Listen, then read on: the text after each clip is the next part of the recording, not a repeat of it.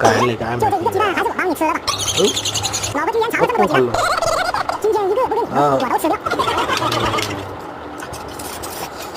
तेव्हा तिथे प्लेट घेतो राव हे बघ कशी बघत का चहा पिते का रे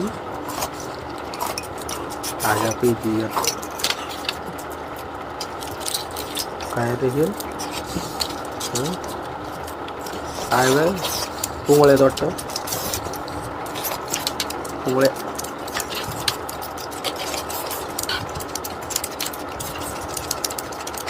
आता खाते हो